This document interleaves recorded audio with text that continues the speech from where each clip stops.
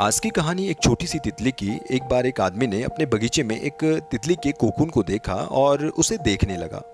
उसने नोटिस किया कि उस कोकून में एक छोटा सा छेद बना हुआ है और एक छोटी सी तितली उस छेद से बाहर निकलने की बहुत कोशिश कर रही है।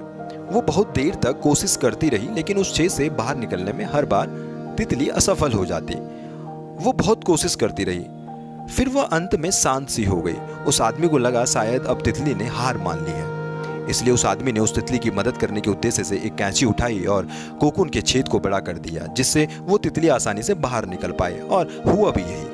तितली बिना किसी संघर्ष के आसानी से बाहर निकल गई और उसका शरीर सूजा हुआ था और पंख सूखे हुए थे। उस आदमी को लगा कि वो तितली अपने पंख फैलाकर उड़ने लगेगी, पर ऐसा कुछ भी नहीं हुआ, बल्कि कुछ समय बाद ही वह तितली मर गई और इसका उसे काफी दुख हुआ।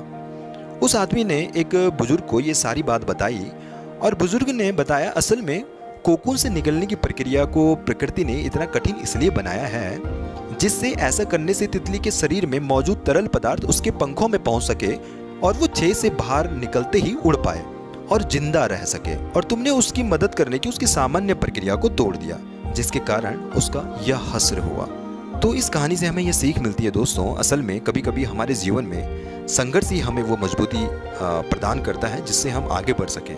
क्योंकि यदि हमें बिना संघर्ष के जीवन में कुछ मिलेगा तो हम अपंग से हो जाएंगे, और यदि सफल भी हो गए तो ज़्यादा समय तक सफल नहीं रह पाएंगे। इसलिए जीवन में आने वाली कठिन पलों को सकारात्मक दृष्टिकोण से स्वीकार करो, क्योंकि वो हमें मजबूत बनाते हैं, ना कि मजबूर।